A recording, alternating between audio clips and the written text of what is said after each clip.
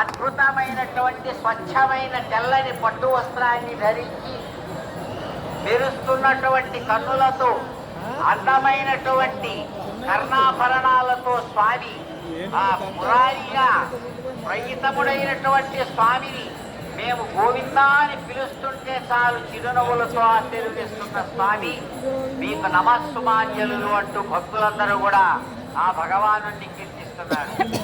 ఏమిటా స్వచ్ఛమైనటువంటి స్వామివారి యొక్క దివ్య రూపం!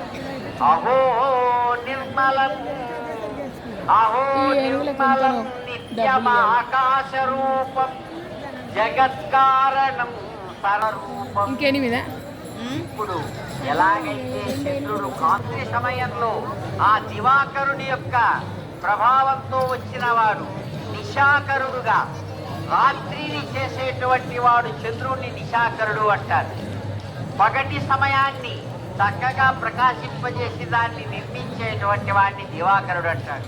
అటు దివాకరుడు ఇటు నిశాకరుడు ఇద్దరు ఆయన కన్నులే. అందుకనే అటువంటి ఆ దివ్య స్వరూపుడు శాంతరూపుడుగా ఇప్పుడు చిరునవ్వులు చిందిస్తూ తన యొక్క నాయికలైనటువంటి శ్రీ భూదేవులను ఇంతకు ముందే చక్కగా వారిని తన యొక్క బ్రహ్మాండ సంస్థానంలోని తన యొక్క అంతఃపురానికి పంపించాడు. తాను ఏకాంతంగా ఇప్పుడు అన్ని పనులు చక్కబెట్టుకొని తన చంద్రప్రభా వాహన సేవను పూర్తి చేసుకొని యథావిధిగా తాను లోపలికి వెళ్ళి వారితో ఆనందంగా రథసప్తమి శుభదినం నాడు చక్కగా ఇష్టాగోష్ఠితో చక్కగా స్వామివారు ఆనందప్రదుడుగా ఆయన ఆనందిస్తాడు.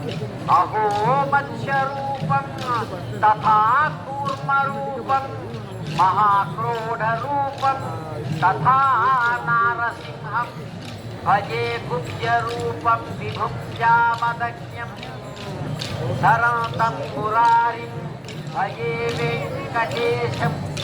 చక్కగా ఇంతకు ముందు చెప్పుకున్నాను.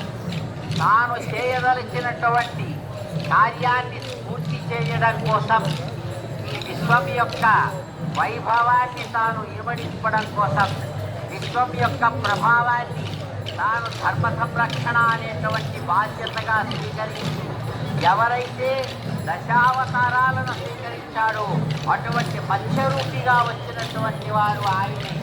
కూర్మరూపాన్ని తాబేలుగా వచ్చి కూర్మరూపాన్ని ధరించినటువంటి వాడు తానే. మహాక్రోణ రూపం వరాహస్వామిగా తాను వరాహ రూపాన్ని ధరించిన వారు ఆయనే.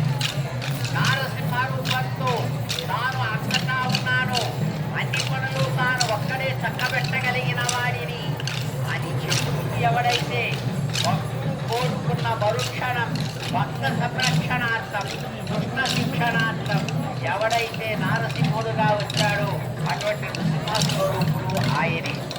అలాగే తాను చేయవలసిన పనిని చేయడానికి నాయకుడనేటువంటి వాడు ఎలా ఉండాలి, సందర్భాన్ని బట్టి తాను ఎంత ఊహించినంత కిందికి దిగాలి. అలాగే సమయాన్ని బట్టి అవసరాన్ని బట్టి ఎవడు ఊహించినంత ఎదుగు ఎదగాలి. కాబట్టి ఇక్కడ రెండింటిని కూడా వామనావతారంలో పుణ్యరూపాన్ని ధరించి ఎలా అధిగమించాలో చూపించాడు. సమస్తాన్ని కూడా ఆక్రమించి ఏ విధంగా తాను తన స్వరూపాన్ని ప్రకటించాలో విశ్వరూపుడుగా తాను చూపించాడు. అటువంటి కుమారుడుగా పరశురామావతారాన్ని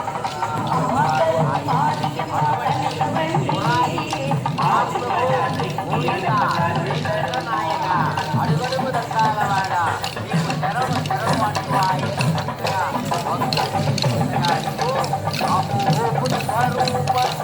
తథా కల్పి రూపం ప్రభు శాశ్వతం లోకరక్షామహంతం కృతజ్ఞాలవతారం